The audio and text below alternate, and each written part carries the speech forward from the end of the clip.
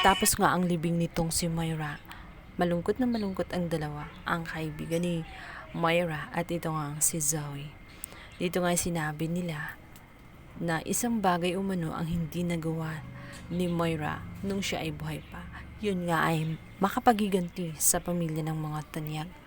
Kung kaya't sinabi ni Zoe dito sa kanyang tito ni Risa na habang siya ay nabubuhay, siya ang tutuloy sa mga bagay na hindi nagawa ng kanyang ina.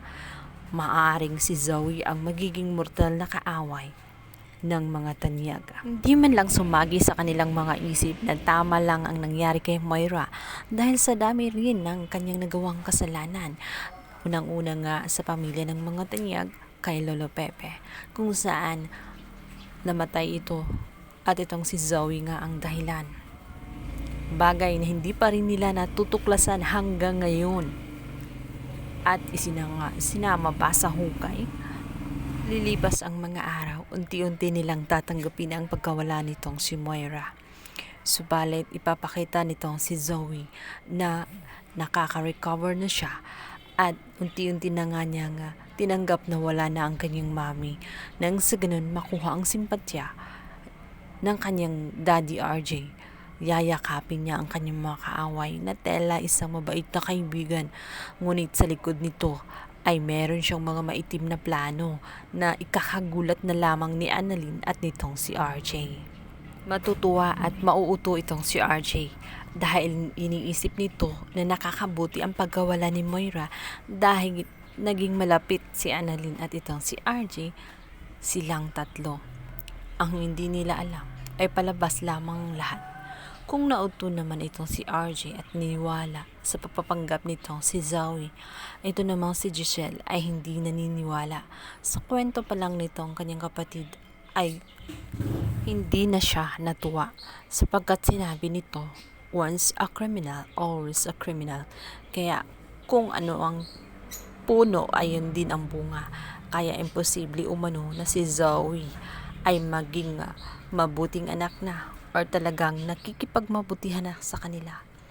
Maaaring nagtatanim umano ito ng sama ng loob dahil alam ni Zoe na sila ang dahilan kung bakit namatay ang kanyang inang si Moira. Noon pa lang sa burol ay itinutulak na ni Zoe itong si Annalyn. Subalit katakataka na bigla umano itong magbago at maging mabait kay Annalyn. Kaya hindi siya naniniwala hanggat walang proof at ebidensya.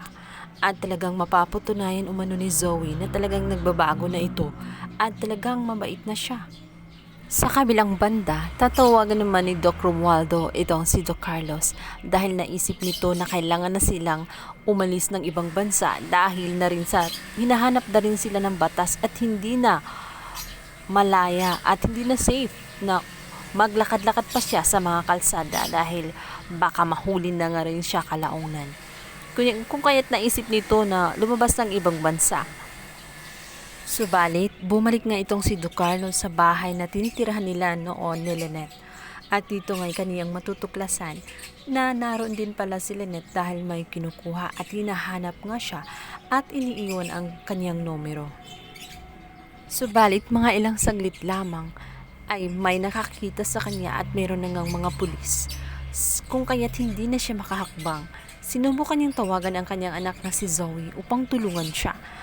Subalit hindi niya matutulungan itong kanyang amang si Doc Carlos dahil nga sa kinikilos ni Zoe ang kanyang mga plano at kailangan magmukha siyang mabait at mapatunayang nakipagmabutihan at gusto na talaga ng peace ni Zoe dito nga kay RJ at kay Annalyn. Kailangan niyang ipakita sa lahat na totoo ang kanyang mga sinasabi dahil minsan na siyang nakagawa ng kasalanan at kinukuha niya ngayon ang trust ng kapatid niya at ng kanyang amang si RJ.